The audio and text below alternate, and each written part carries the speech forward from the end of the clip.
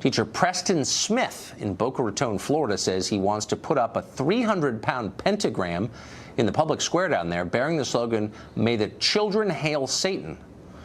The display is intended to compete with a nativity scene put up each Christmas. Meanwhile, the Satanic Temple, that's based in Salem, Mass., is encouraging its followers to find Christian bakers and ask them to bake cakes honoring the Prince of Darkness as a show of support for gay couples who've been denied cakes for weddings. Lucian Graves is the co-founder of the Satanic Temple in Massachusetts, and he joins us tonight. Lucian Graves, thank you for coming on tonight. Thank you. I'm of mixed views on this. I mean, part of me wants to take it seriously because there are real legal questions here, but then part of me wants to tell the truth, which is you're just a troll. And working out your unhappy childhood. You're going to have to define for me what you think a credible religion is at this point, and then maybe you should thank organizations like Liberty Counsel or the Alliance Defending Freedom when they put forward legal cases claiming that they're taking a religious point of view, and the Supreme Court just taking those at face value. The fact of the matter is we do have affirmative values. These are an expression of our deeply held beliefs.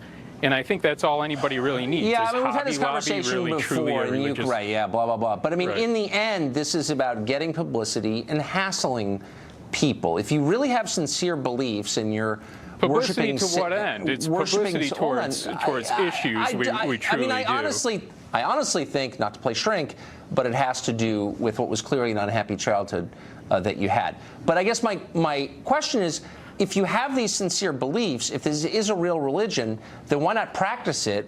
Why waste all this time bothering other people who are minding their own business? Are you saying why don't we practice it in private and in our own churches and in our own homes? Because then I would say I'm completely on board with you, and that's exactly pretty much the message we're putting out. You don't see us going into public forums where there isn't already religious representation. What we're doing is we're upholding pluralism.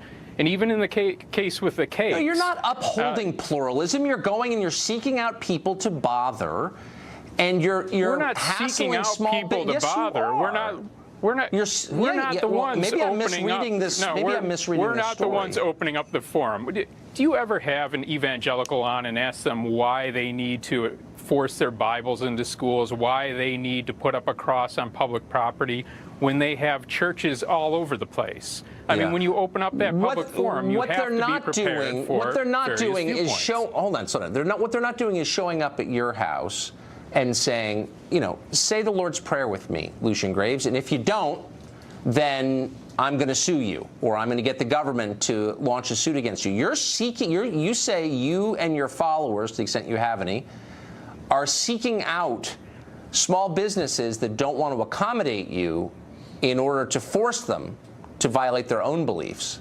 That's my understanding. It highlights a disparity. The fact is that religion is a protected class, sexual orientation is not. If you want to be able to deny people service, fine, let's be consistent. The gay hairdresser shouldn't have to dress the hair of the evangelical theocrat who wouldn't serve him a cake. Then we're on an equal level. Then that's okay. I'm fine with that. I mean, I think if it's your business and you're being asked to violate your beliefs, I think, and their sincere beliefs. This does bring up some troubling questions, though, about protected classes and race. It does bring up. It does actually. Yes, it does. But one of the reasons that this was not an issue after the civil rights movement. I mean, no one's defending denying people service on the basis of their race, which is clearly immoral and wrong and illegal, and it should be. But questions like the bakery out in Colorado, one of the reasons those haven't arisen in the last 50 years is because people had a sense of decency and politeness, and they didn't feel that it was the right thing to get in someone else's face and force them for the sake of making some kind of public statement to violate their beliefs. Do you see what I'm saying? Like, they didn't behave like you. Sure, then we should... Then the gay baker shouldn't be forced to make a cake for the evangelical theocrat. And then I'm fine with that. I kind of agree. I actually kind of agree with that. But here's the difference.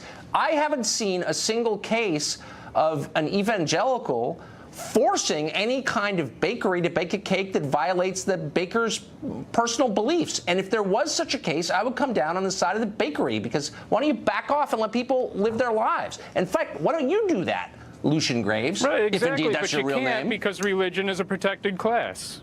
So yeah, whatever. Either take you're away making the a nonsensical point, and I think you should crawl back into your hole. Thanks for joining us tonight. I appreciate it.